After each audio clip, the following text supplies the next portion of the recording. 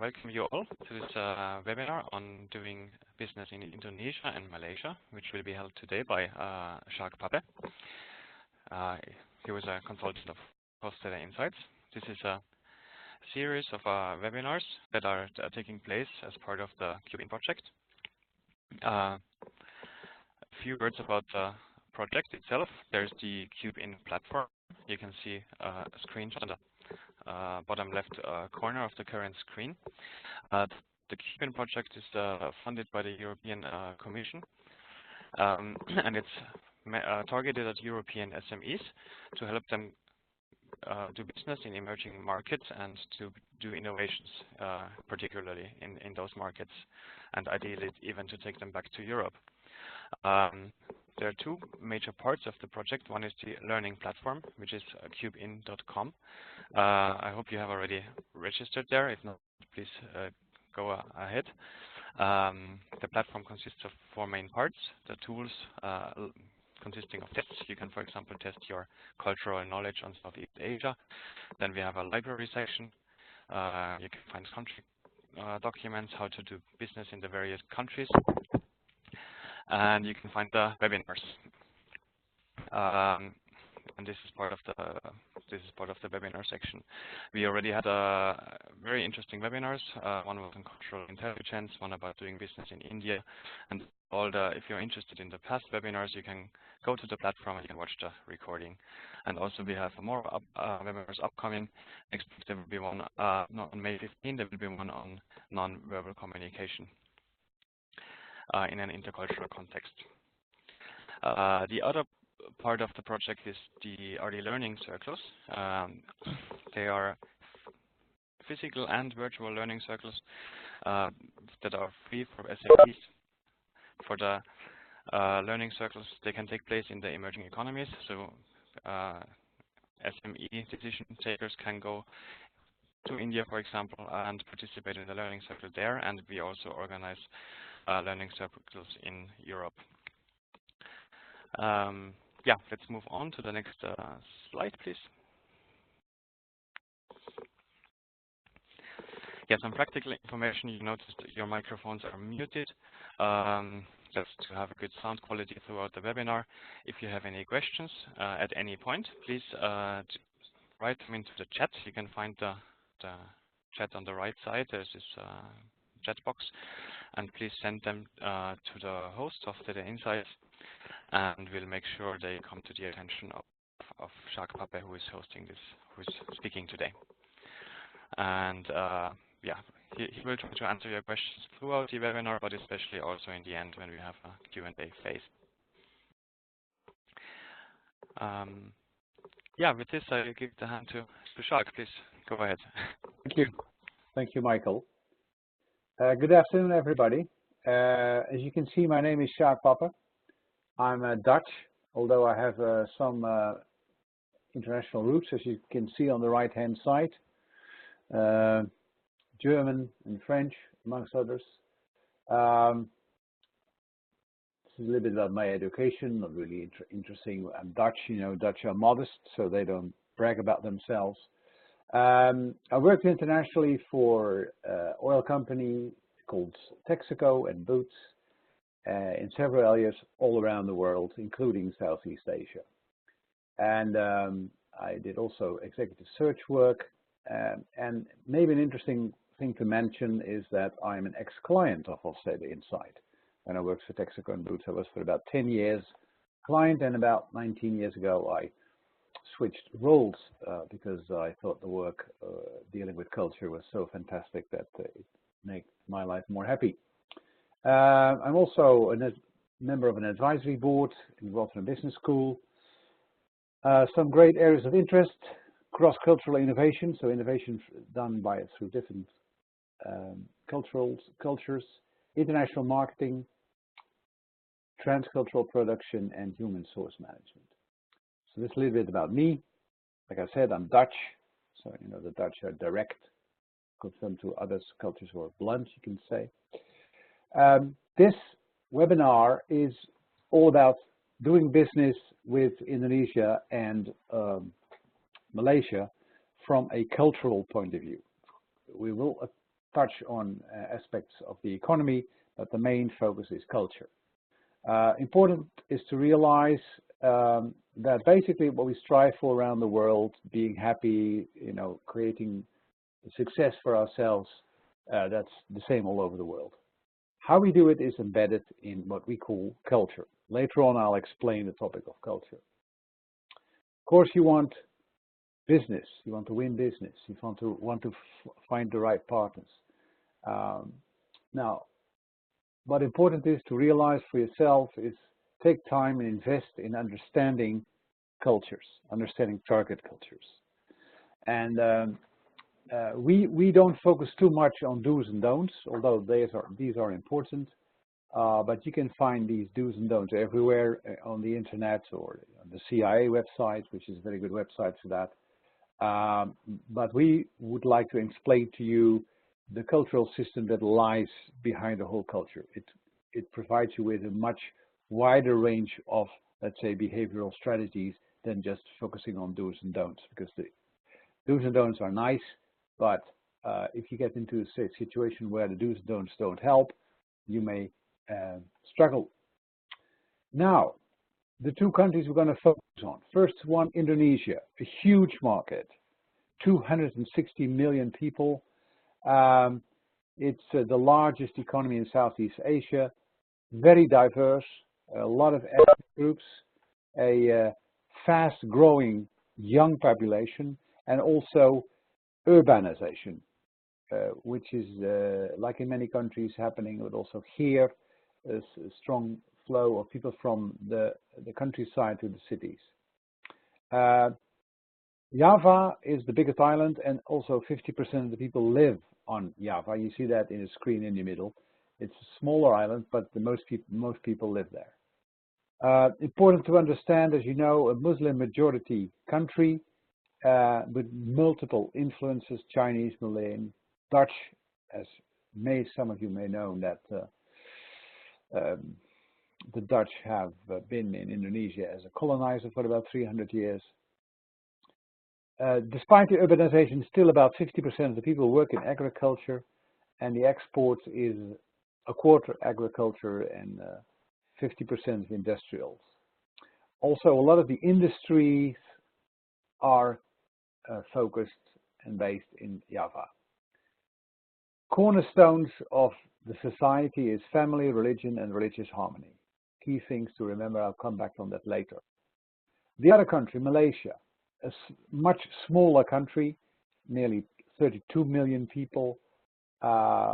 It's an interesting country with a fusion of Malay, Chinese, and Indian influences. It's a multi-sector economy, blending old agricultural approaches with new technological innovation. Has been very strongly state-orientated market economy, but that is somewhat declining. And while Indonesia is one of the biggest economies, this is one of the most competitive economies there is. It's a center for Islamic banking, and also its knowledge-based services are expanding. And they're one of the world's largest exporters of semiconductors, electrical devices, and all kinds of communication products. It has a strong defense industry and an own space program. And just like in Indonesia, religion, religious harmony and family are cornerstones in this society. Now first, why would you do business with Indonesia?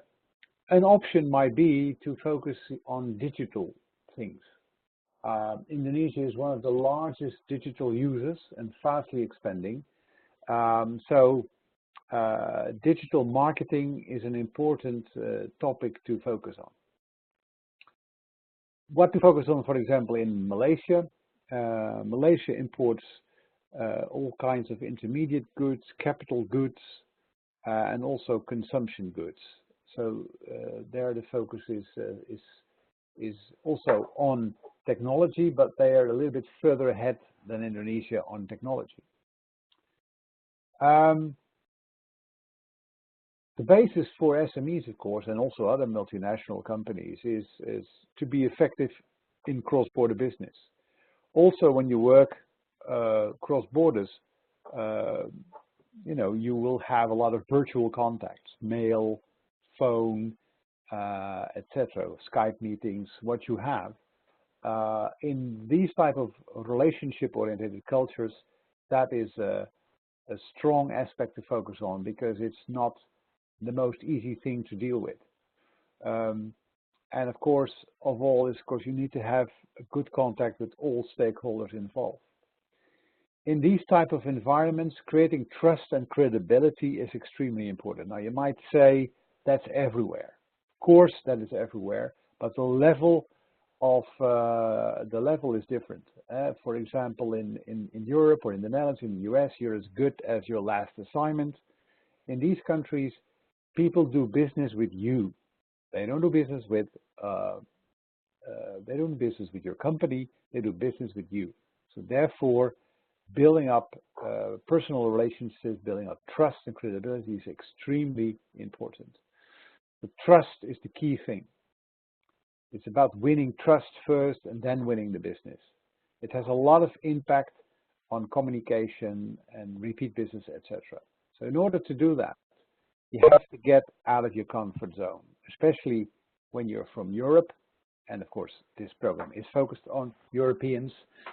Most Europeans, I would say most, not all of them, but most Europeans are very individualistic people.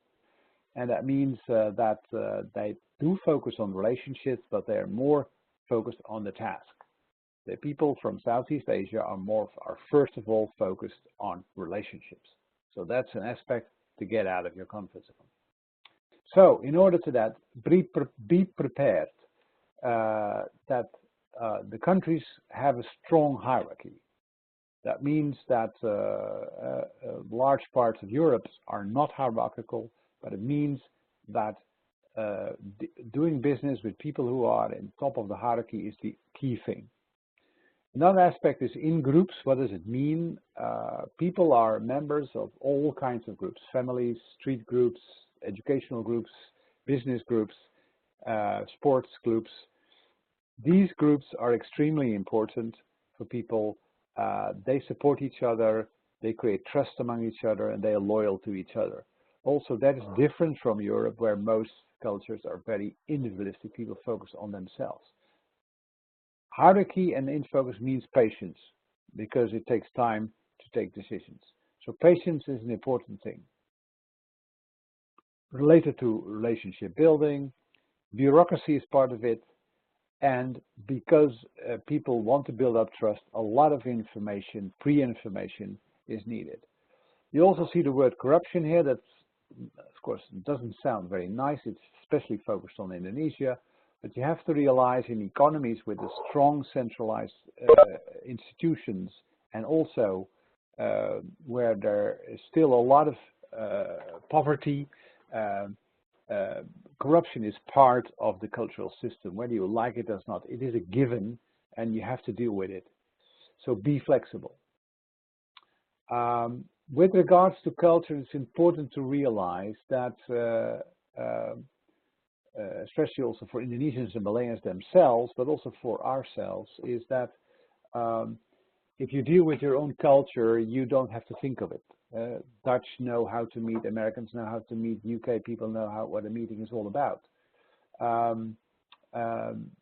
And this saying, this is an Arab saying, it says, we don't know who discovered the sea, but sure it wasn't a fish. It means that culture in itself doesn't exist. Because when you're in your country, you are not aware of culture. Or maybe if you go to another region. But you become more aware of culture when the environment changes. And then, so culture exists by the grace of comparison between cultures. And in that regard, it's important to realize that when the fish gets out of the sea on the sand, this situation is different. So it's all about comparing. And also about what you see and don't see. This is what we call the cultural iceberg. You may have probably have seen it. Is that things like symbols, flags, parking places, behaviors, rituals, you can see. you can also see that behavior is below the sea level, because sometimes you think you understand the behavior, but it may not be the behavior that you have accustomed to. So let me give you a small example. The purpose of a meeting in, for example, the western part of Europe is that stakeholders come together to discuss a certain topic.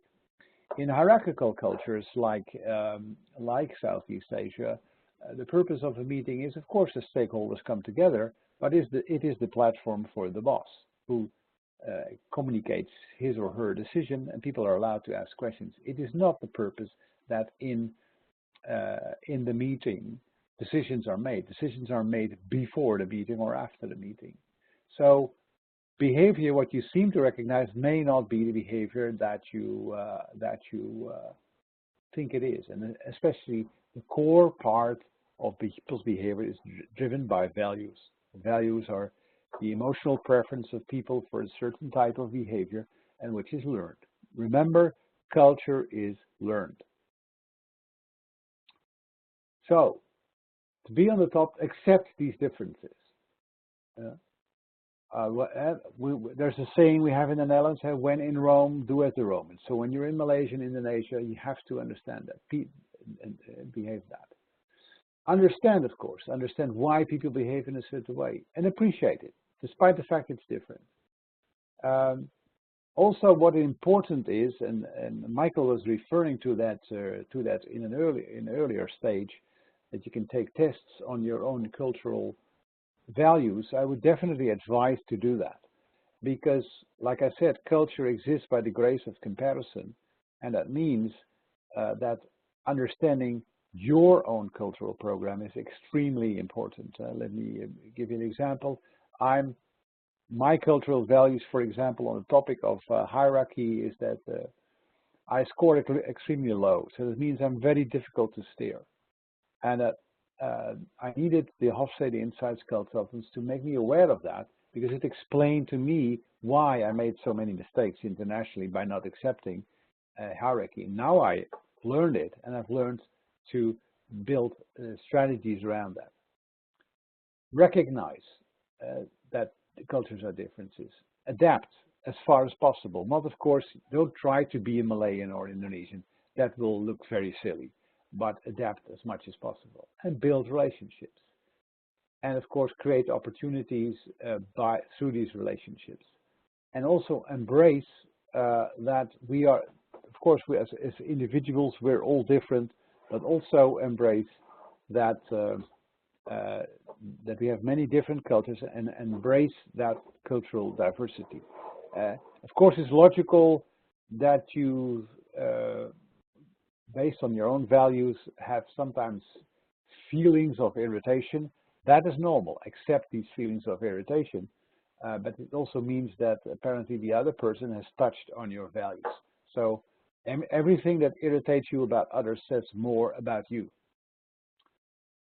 So, in general, the cultural competent person understands the difference, especially in Southeast Asia, between the individual and the group, which is a big difference. And also important is that you have an open mind about these differences. Despite the fact that you will have biases, that you will have stereotyping about all kinds of cultures, but being aware of that. And you have to adapt and accept change. Patience, like I said earlier, is important. That general sort of introduction about culture. Within Hofstede Insights, we provide you with a framework to frame cultural differences, which is pretty handy to understand in that regard. Based on the research of Professor Hofstede, done 50 years ago, he discovered 6 basic dilemmas that are in every society and in every organization. And I'll go over them briefly. The first one is hierarchy versus equality. It's called PDI, and it stands for Power Distance Index. It means either cultures, the difference between power holders and non-power holders is big or small or intermediate, and it has quite some consequences for dealing with people from other cultures, dealing and doing business, because it means that you in hierarchical cultures you have to understand that decisions are made at the top, and in equal societies you will understand that decisions can be made on all kinds of levels. The second dimension, especially important for most Europeans dealing with Southeast Asia, is individualism versus collectivism. What does it mean? It means that the dependence of others is either big or small. In individualistic societies, the key thing is you take care of yourself and your immediate family. You're responsible for that, and you have to also be very direct to safeguard that. That's also why people from individualistic cultures, also from a communication point of view, are most of the time very straightforward. Versus collectivism, and collectivism, people are member of an in-group that takes care of them, and in return they have to be loyal to that group.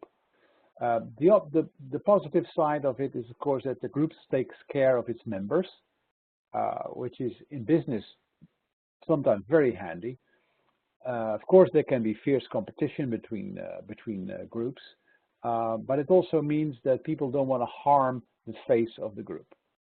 It leads to careful communication, indirect communication, indirect behavior through, for example, body language, and it also leads to the fact that people are very careful in expressing their opinions at first hand. The third dimension is called performance versus caring. Means it drives the motivation of people is either focused by performance, big, fast and beautiful, or focus is on quality and caring for others. And caring for others doesn't mean that it has this link with this collectivism thing, but it's caring for others in general. And the dimension is called masculinity versus femininity. The fourth dimension is about uncertainty avoidance versus let it be. That means, how do people deal with the unknown? It's called the uncertainty avoidance index. And it means either people accept that life has a lot of uncertainties and people just accept that, or people experience that life has a lot of ambiguity, has a lot of uncertainty, and people try to control that by building structures, rules, processes, procedures, rituals in order to diminish uncertainty as much as possible. The fifth dimension is flexibility versus discipline. It's about what time perspective do people have. The dimension is called long-term orientation. And what does it mean? It means that long-term oriented people have a long-term goal. And long-term is really long-term. For example, the business plan of Mitsubishi looks ahead for about 100 years. And it has to do with the fact that a lot of cultures in Asia have a strong belief in reincarnation. And based on that, they have a long-term perspective, which is very different from the Western perspective, which is short-term. Business is in, let's say, in Western Europe, strongly focused on 1 year, 3 year targets. That's already long, maybe 5 years. I don't know. Even in SMEs, it's maybe even smaller. With the exception most of the time of family-run business where they do have a long-term perspective. Now, what is the consequence? The consequence for short-term focus is people have strong norms and want to cash now, versus the long-term focused people. They are patient, they have long-term goals, and on that path of reaching their goal, they have all kinds of different strategies to reach that goal. And very often the goal is not even clear. The last dimension is called indulgence versus restraint. That is important to understand how people deal with their natural drives. What does indulgent mean? Indulgent means that people can express their natural drives in all kinds of ways. So if they would like to party, for example, everything there is allowed, or people can do that. They go to a lounge bar or to a party, or go out celebrating, having dinner, or whatsoever. In more restrained cultures, people do express their natural drives, but it's curbed. And curbed means they only have a limited number of options to express their natural drives. For example, in Japan or China, you have karaoke as an important source to express your natural drives, but there are not much more ways to express it. So especially when you do business, it's important to understand if a culture is indulgent or restrained. If it's restrained, you have much less options to let's say, understand, less options, for example, to entertain your client. While in more indulgent cultures, you have much more options. So these are the 6 basic dilemmas. By the way, there's one thing that I forgot. At the end, there is, of course, a question and answer session. But if you have questions in the meantime, or urgent questions in the meantime, please ask them. Write them down in the chat box, like Michael said, and my colleagues will make sure the question comes directly to me so they can answer it. Now, going back to the 6 dimensions that I talked about.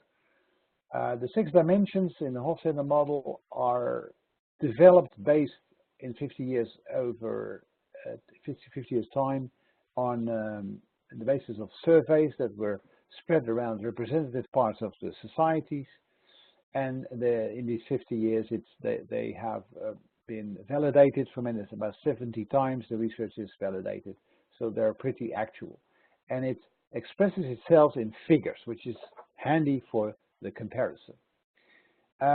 So if we look at Indonesia and Malaysia, what we see on the first dimension, you see 78 and 100. That means that the power distance is very high in these countries. All scores above 50 are high scores. So that means the fact that bosses take the decisions is clear, visualized in this part. And you also see that hierarchy is a key thing to understand in Southeast Asia, in Malaysia and Indonesia. If you look at the second dimension, individualism, you see low scores, below 50. That means they're collectivistic societies. So you need to deal with in-groups, and these in-groups will not always be visible to you. We'll come back on that later. The third dimension, performance versus caring or masculinity. You see there a sort of middle score. That means that people in certain situations find status and performance and winning very important. In other situations, they don't. It's not important to them. So that's not, let's say, an easy thing to understand. With regards to uncertainty avoidance, you see that both have a low score. It means they are more relaxed cultures, and the Malaysians even more than the Indonesians. That means they can deal with a lot of uncertainty. Long-term orientation, a difference between both countries. You see the Indonesians have a much more longer perspective, and the Malaysians have a more shorter term perspective. And that means that doing business with Indonesia, giving the long-term plans, is a little bit more difficult because of the fact that they don't easily always show what they are looking for. Indulgence versus restraint, also there you see a difference. You see that the Indonesians are more restrained and that the Malaysians are more indulgent. Now, if we compare that, for example, with the Europeans, then we get the following picture. I've clustered the cultures clustered the cultures of Europe. We do that because it makes, let's say, comparison a little bit more easier. The first cluster that we have is the Nordic Europe, and I took out two example countries, the Denmark and the Netherlands. And what you see here is that compared, for example, on power distance, there's a big difference there. So for Danes and Dutch, it's quite a challenge to understand and to find out who's the boss, and deal with that. Also, the Danes and the Dutch are very individualistic, and that means that people expect that individuals take a lot of responsibility, which is much less in the both countries. If we look at masculinity, femininity, you see that the Danes and the Dutch are even are what we call very feminine cultures, very much focused on quality and not showing off. In the Netherlands, we have a saying, "Act normal, that is crazy enough."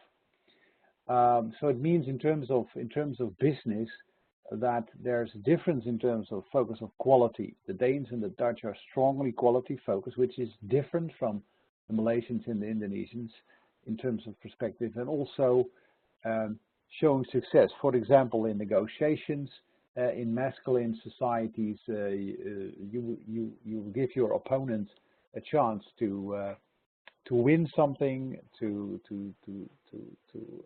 let's say show success, and that is for the Danes and the Dutch not, let's say, a given fact. On uncertainty avoidance, what you see is a difference. The Dutch are more on the level of the Indonesians, and you see that the Danes are very relaxed. So for Danish people, it's important to understand that the Malaysians and the Indonesians may want much more detailed information or security than the Danes are normally expected.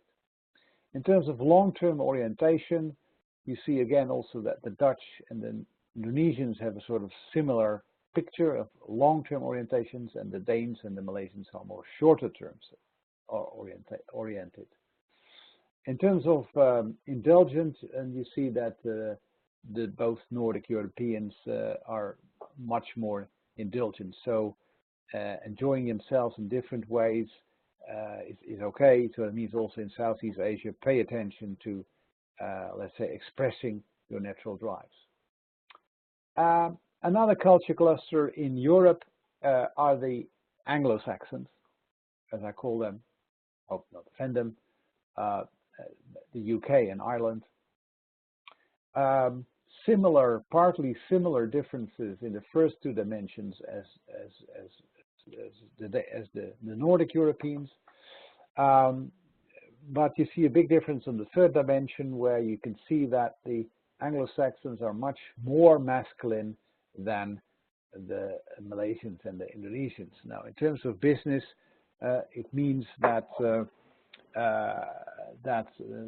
Anglo-Saxons like to assert themselves, like to show their success, and that's an attention point towards the more modest Indonesians and Malaysians.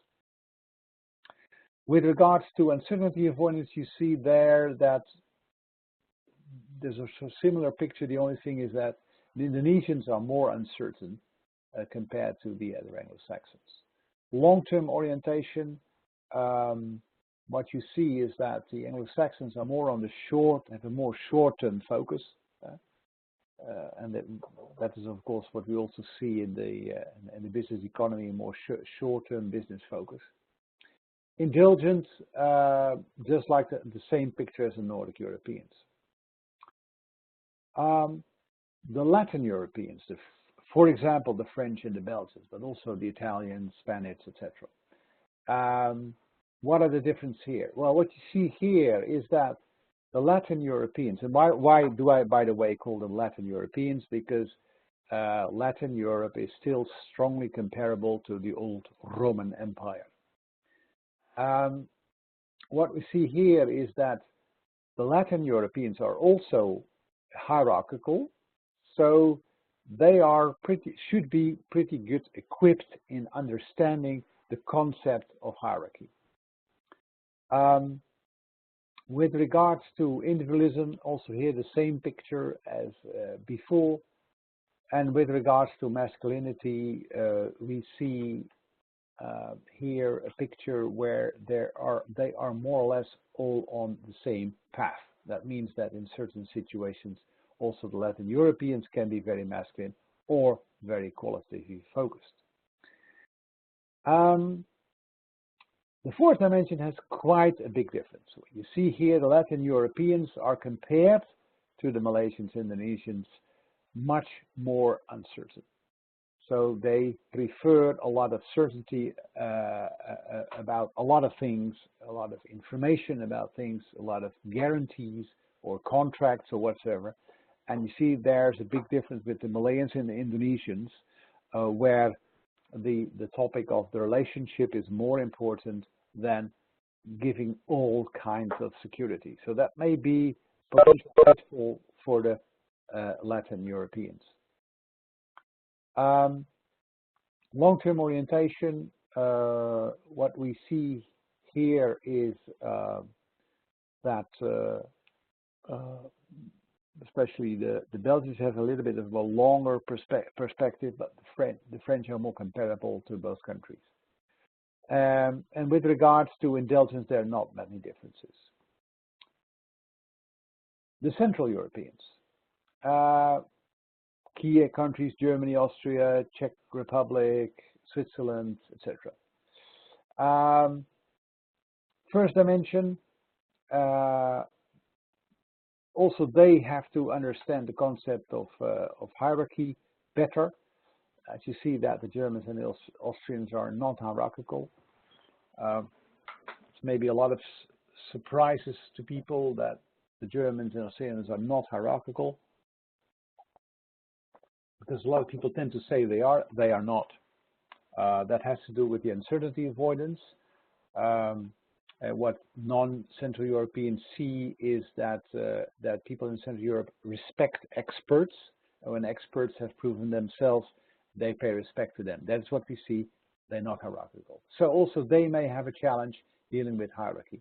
Individualism, the same.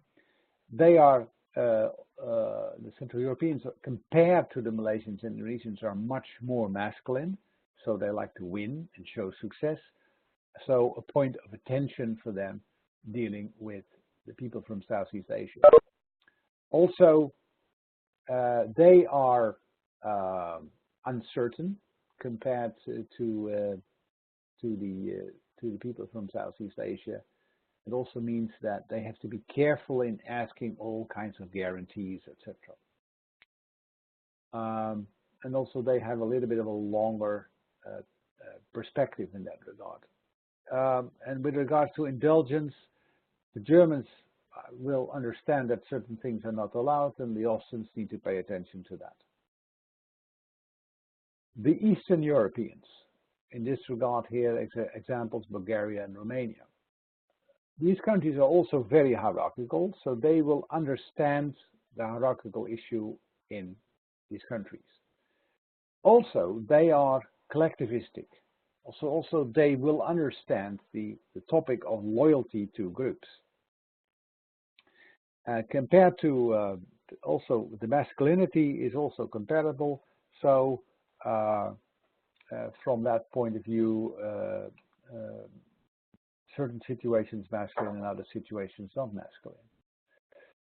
So far you could say, well, for Eastern Europeans, it might be very interesting to go to Southeast Asia. And I think it will be. A pitfall is, like you see, is the uncertainty avoidance. So the Eastern Europeans need to be aware of the fact that that they will not get a lot of structure and expertise in their, let's say, they're doing business. But the key thing here is to understand and deal especially with the leader. The important is to understand that the leader in Eastern Europe is really also the leader, but brings also a lot of structure. And the leader in Indonesia and Malaysia is the father figure who makes sure things get done without a structure. So that's what Eastern Europeans need to understand. The long-term orientation, not that big differences, but with regards to indulgence, the Eastern Europeans are even more restrained than the Indonesians and the Malaysians, which is in itself okay, because it means that if that you can never, let's say, in a negative way, surprise the Indonesians and the Malaysians. So a lot of let's say a lot of information, but it's important to understand that that power distance is the first thing to understand. Hierarchy is accepted. Rank and status are key. And it always means that subordinates defer to the boss. So when you do business, the first thing is, rule number one, find out who is the boss, because the boss is always right, even if he's wrong. Individualism. Collectivistic. That means that life is structured around multiple in-groups, and so-called extended family, close friends, colleagues, business relationships. And that means the group comes first all the time. And that means people have to show loyalty, sacrifice for the well-being of the group. That means also from a let's say business point of view, that if there are quarrels, if they make mistakes, it means that they can have shame or even loss of face, and that should not be shown. So, for example, in a business meeting, never criticize your opponent, potential partner, or business partner in public in the meeting. It will lead to shame and loss of face, which is killing for building trust. So if you want to give criticism, do that always in private, with closed doors, before or after meetings. So given the high score on power distance, key learning is that personal relationships go everywhere. That means there's no boundary between business and private life. Yeah? So a business partner or a potential partner can call you any day, any time, any daytime, and can ask all kinds of favors. Like I had myself, for example, an Indonesian relationship asking me if I could make sure that his son got access to the technical university here in Delft in the Netherlands. For an individualist like me, a very strange question, but in a collectivistic society, a not very strange question in that regard. So investing time in the relationships is key. The third dimension, what important is to realize is that in certain situations people might value status symbols like cars, which you can see in Indonesia, but at the same time also care for others. Competition is seen as a fact of life. The Malaysians are more competitive than the Indonesians, but conflicts should be avoided at all time. And also individual recognition. I earlier talked about the fact that don't criticize people in general, in groups. Also don't do that in terms of praise. Also praise is not done publicly. It is likely that people will behind the scenes deliver a lot best quality. What important is that at the surface, the key thing is harmony. So It means struggling with things is something that people not easily show. So if you want to sell things, price and good quality, of course, is also important for people for Indonesia and Malaysia. If it brings them huge image and status, they will like that. Right, they have a sort of medium score in terms of uncertainty, like I said. So that means if you are a process perfectionist, like the Central Europeans or the Eastern Europeans, you may have some buy-in from people from these countries, but it's also easy that they may get, let's say, create a shortcut to solve an issue which doesn't fulfill your needs. So their inventiveness and ingenious innovation, they like shortcuts because they can live with uncertain things. They don't need to do all kinds of process steps. So people may feel okay if things are not perfect. Even things like queue jumping and the traffic jams and mess are examples of the fact that people are pretty relaxed. Long-term orientation, like I said, the medium to long-term orientation in terms of Malaysia, medium score, Indonesia, a low score on intelligence. The two dimensions of long-term orientation and intelligence, I take them together.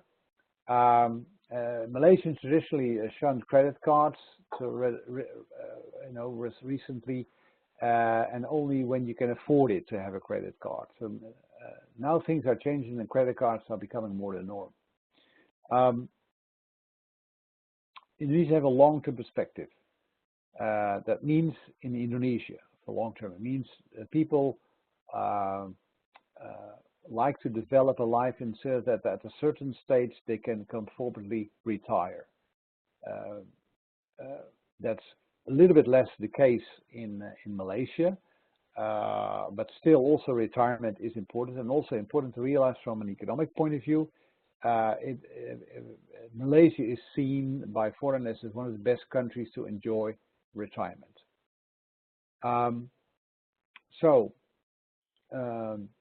What important is to realize when we deal with fruitful cooperation with Indonesians and Malayans, relationships are very important. Take time, and the key thing I would like to say to all the individualists of Europe, let them take the initiative. They know how to build a relationship probably much better than you do. So be prepared to take time for that. Be prepared for heavy bureaucracy, but also for suggestions how to avoid it. Your business partners may get a positive feeling if you get the bureaucracy part. That you understand how to bend it a little bit. Expect negotiations to be hard because they like a good deal, but also long-lasting relationships. So also in the deal building, the relationships building goes on. And also personal relationships, like I said earlier, the personal relationship part is very key. And of course, the last part is, again, I can't mention it enough, the hierarchy. People cannot jump hierarchy. So, trust and relationship building. Be prepared to the fact that everything can change because of the hierarchy. So it's important to find the network of in-groups and power holders. That is not easy. The best way is to have local people to help you with that.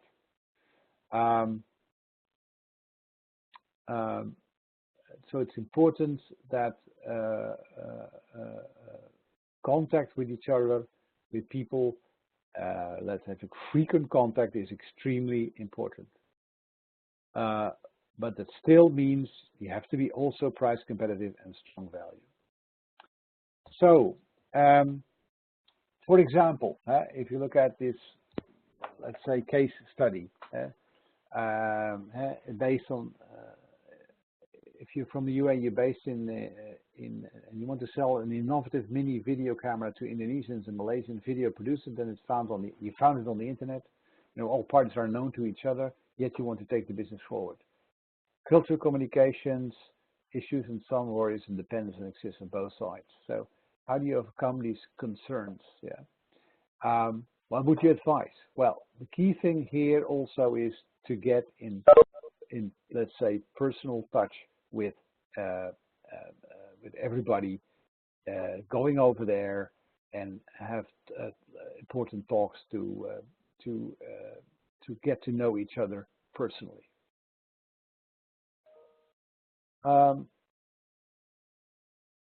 What important is also with the Dutch, this is a case study, a Dutch boss casually mentioned to Indonesian Malaysian staff member at branch offices that they should take more lead role in existing projects.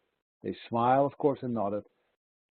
That nothing has really changed in the next time in the operands. What's the explanation? The explanation again here is hierarchy and collectivism. So if you want things to be changed, use the hierarchy for that.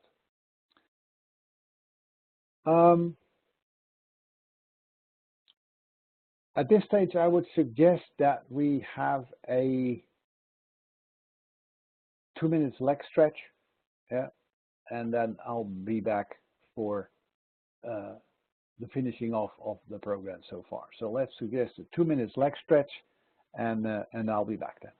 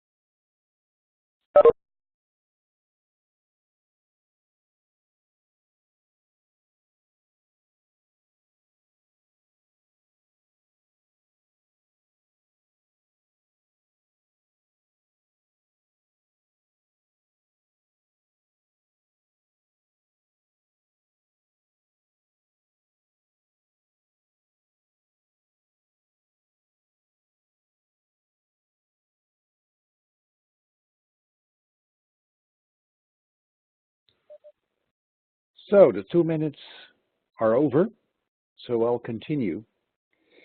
Now the next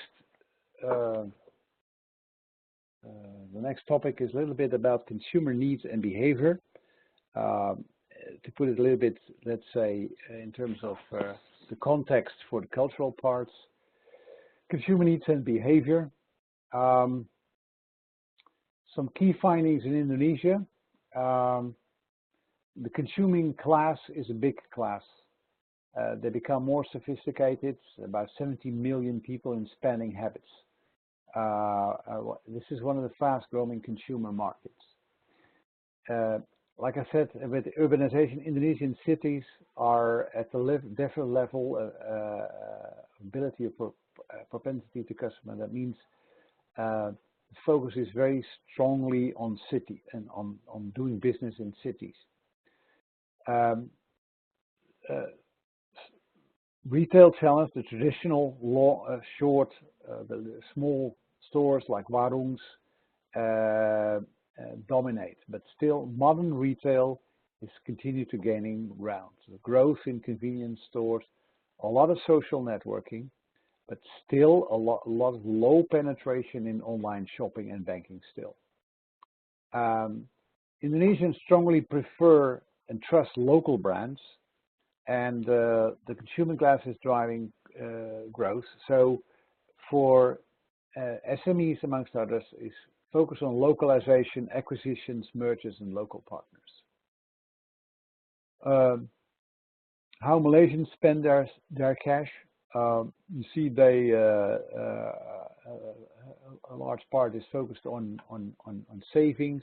Holidays are important. That's an important thing aspect, and you see also against technology, entertainment. So a little mixed bag of things that are important for Malaysians. But the banking part you see here is an important piece of business. Also, with regards to focus on mobile phones, this is extremely important for Malaysians. Yeah. A lot of drivers of digital, let's say, commerce. A lot of internet users. Most of them are millennials, and that means that the mobile business is an important business in Malaysia. Some marketing trends. Top line in Indonesia. People browse a lot on mobile, but they buy most of the time desktop. That means also still they spend not that much online, and they're the second lowest in Southeast Asia. They shop most of the time in weekdays. Despite the fact that there's a growing use of smartphones, they still bank transfer is still the preferred method. If you look in that regard to Malaysia, then you see that search engines are important, email is important, paid search are important, content marketing. So you see there's a larger access here in terms of marketing with regards to being mobile, for mobile marketing. Some trends which are important is that important focus for working there because of the combination of being mobile but still buying, let's say, on desktop, is what they call the buy button. So in mobile phones, entering the aspect of the buy button is extremely important. And also, despite the focus that they might be open to cashless economy, and therefore there could be influencers. So look for influencers that are important, especially in the in-groups and in the power holders that could play an important role for your business. And as content marketing, it also there is an important topic. Now, switching back to the cultural part, and picked out the most important part, of course, is everything starts with meetings and meeting people. So therefore, that is an important topic that we decided to focus on. And in these meetings and negotiations, you see an approach which is from large parts similar in Indonesia and Malaysia. That's not discounting both countries, but for Europeans, the approach is, from their point of view, is looking from the moon to the earth, is pretty much uh, the same. So remember, on the left-hand side, hierarchical, collectivistic, femininish countries. So who to approach is important because of the hierarchy. It's not easy for you to get in. So third-party introductions, finding partners, business partners, might be interesting. And of course, for this third party, be very clear on what you bring. And do you have already contacts on high power difference level? Because of the hierarchy, the boss can decide to take another route at day one, or the in-group comes first when you're on your way to a meeting. The confirmed meeting is not confirmed till you reconfirm it and check it in private if they agree, and will do. So for most Europeans, a meeting is scheduled, then it goes ahead. In Malaysia and Indonesia, check, and confirm. Who should meet and who should go? And SME, smaller countries, aim top management level. Lower managers do not take decisions. Important people only meet important people. So send the same level of negotiator if you have detected the power holdings. Meetings may not start in time because other issues may be more important, so be prepared to wait. And expect several rounds of meetings before decisions are made. How to dress, this is a little bit of the do's and don'ts. It's a little bit of detail, but it's always nice. Formality is safe, that's important. Don't wear t-shirts or whatsoever. Wear a lightweight casual jacket because most of the time it's pretty hot in these countries. On the left-hand side, you see the batik shirts may be interesting. And also, for later meetings, check out how the counterpart is dressed and adapt a little bit to that. Greetings. The handshake, also a little bit of a do's and don'ts. And these countries, the handshake is softish because in hierarchical cultures, people tend to pay respect also through the handshake. And that's a little bit of a soft handshake with a light bow. Drop your eyes a little bit and grasp the hand with both hands. And if you release it, you may touch your hand with your heart with the right hand. Exchange of business cards. Business cards are important in both countries. Give it with both hands, read it carefully, maybe even softly out loud, and lay the cards in front of you. Don't put them in your jacket. If you observe well, hierarchy will be clear. Gray hair, age, hierarchical people have assistants.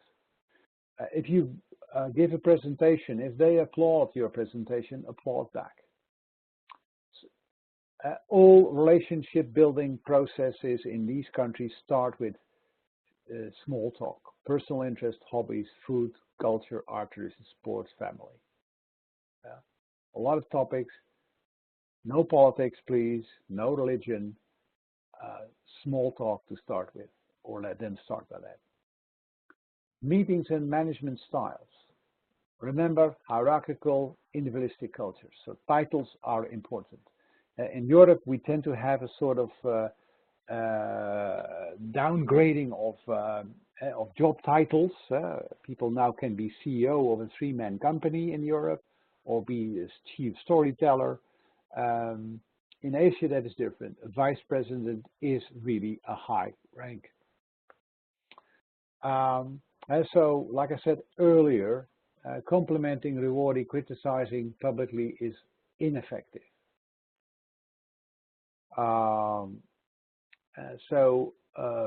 Also means that subordinates always will look at the boss. So, but because of the hierarchy and the collectivism, the primary goal of people is to protect oneself and one's position, then rather get a commercial deals. So it means negotiations can move slowly or extremely rapidly. And again, access to power holders. Meetings and negotiation styles. Again, remember hierarchical and collectivistic and relaxed people.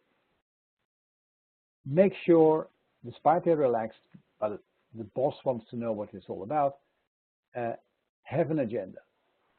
Expect few decisions because it's all about building up the relationship.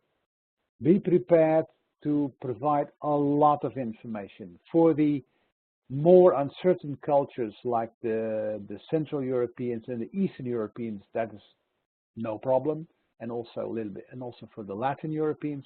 But the Western and Northern Europeans should pay attention to that. That they should focus strongly on make sure you have a lot of information available.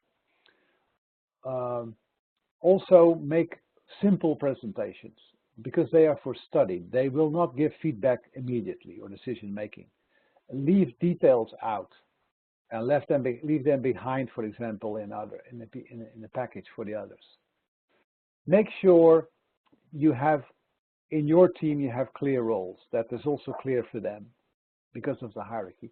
Never ever disagree in front of your partner. In Western Europe, and also in Central Europe, that's very often the case that people of the same party discuss with each other, debate with each other. Don't do that. It creates a situation where they think, the harmony of their group is harmed, is disturbed, or the boss is not in charge. They don't like to bargain that much, but if it's done in a win-win possibility. Contracts are detailed there, but they are a sign of mutual trust. That's the only thing. So it doesn't mean that the deal is done then if the trust is not built yet. And of course, finalize the deal with things like meal or drinks. Signing may be delayed in both countries because of specific auspicious or lucky days people would like to sign on. So leave that initiative to your counterpart. After the meeting, follow up, thanking them with an email, action points, keep communication open, even at this, because connection with government and political situation can be fluid. The key thing is have a contract on the ground because contacts there personally are extremely important. Follow up, follow up, follow up.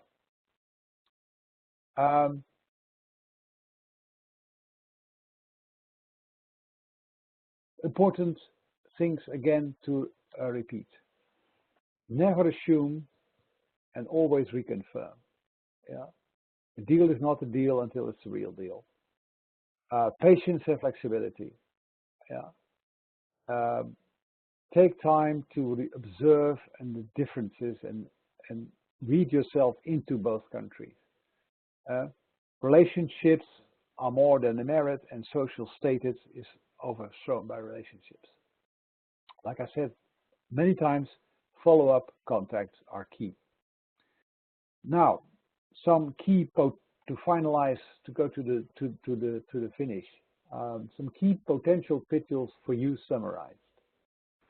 For people from Latin Europe, which includes also Poland, by the way, building relationships may not an easy thing to do. Also, relationships in Indonesia are as long as there's a mutual benefit. They need a lot of pre-information. The need for pre-information is the same as in Central Europe, but it's different. It's all about can you be trusted. It's not about technical information, which is very important in Central Europe. And so the technical reliability is that less important than personal reliability. For the UK, but also USA, building personal relationships might be a challenge. So leave it up to them and go with the flow. They don't want to score like you want. You like to show success. Status is more important than success. Northern European, but also for the Northern Europeans, building relationships might be important, and establishing common ground, which is very important in Northern European with all stakeholders, not important in Indonesia because of the hierarchy. It calls come down to the boss. Portugal as a separate part, which also includes, by the way, I forgot to mention the countries here, Eastern Europe. The last one part is Eastern Europe. Relationships are okay, but as long as it's mutual. A lot of pre-information different than yours, but it's all based on security. And natural drives are less curbed. Now, if you look at Malaysia, what is different then from Indonesia is that the power holder is even more important. So be aware of that. That in Malaysia, the power holder is the only person to deal with. So, a lot of words in a little bit more than an hour's time. You could be overwhelmed with a lot of information or bored, whatever, could also be the case, of course. Now, this is the time for questions. So if there are any questions, put them in the chat box, and my colleagues will pass that information on to me.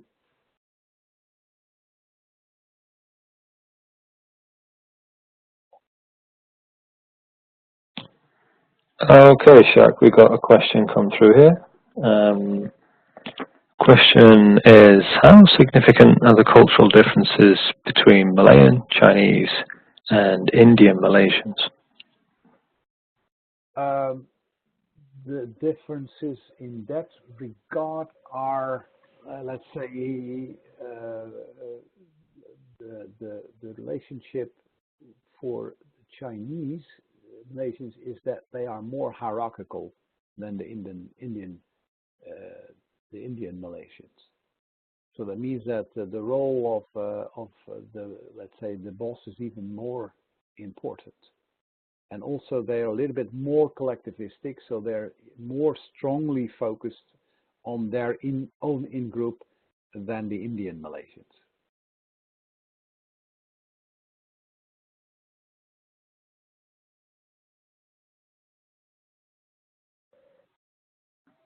Okay, another question that came through is about Western European individualist cultures. Then how can a person from an individualist culture figure out who is part of the in-group or not? Yeah, that's extremely difficult. That's why I, because just asking doesn't help in that regard. So important is either if you have enough time to spend with them, you may you may find out who talks with who.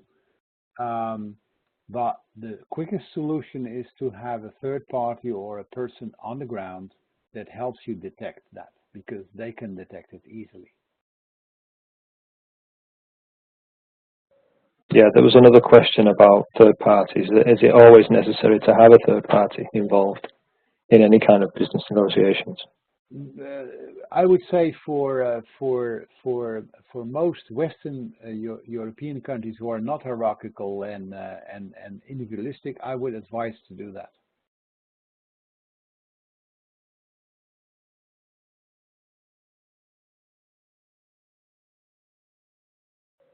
Okay, we have another question here about long-term perspective. Indonesia, you said that Indonesia has long-term perspective. The question is, how long is long in terms of doing business? How long do you have to invest in building relationships? You have to invest in the relationships all the time, so you can't switch that off.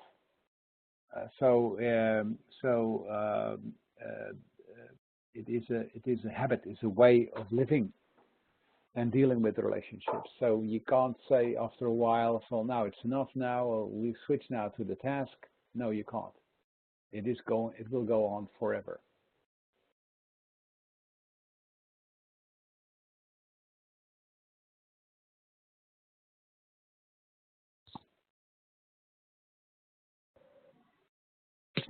You can just wait a couple more minutes to see if any more questions come through. Mm-hmm.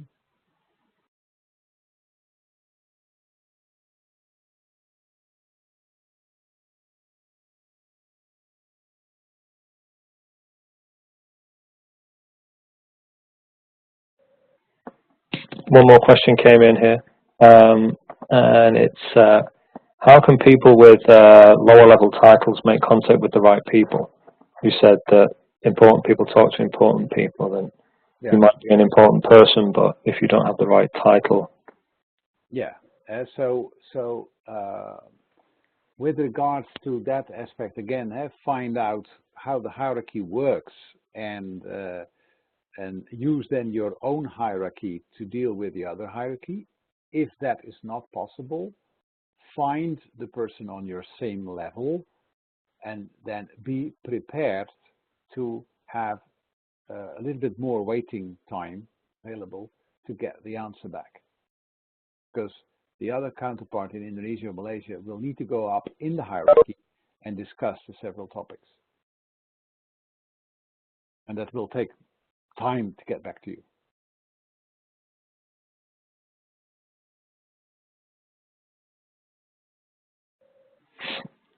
Okay, that's all the questions that have come through so far. Okay. It's 5:20 here in Finnish time. Maybe it's time to wrap up if you have any final words. Yeah. So, you know, additional resources, read more about Indonesia, Malaysia on the Cube In. There will be next seminars, follow that up, follow what next seminars there are. About us, you can read that. You know, we are experts in aligning culture and strategies. So if you have any further questions or needs for support, you can find us. That's about it. So I'd say thank you for your attention, and I wish you a nice day and good business in Malaysia or Indonesia. Okay, thanks very much, Sjaak, and thank you to everyone who attended. Have a nice evening. Bye-bye.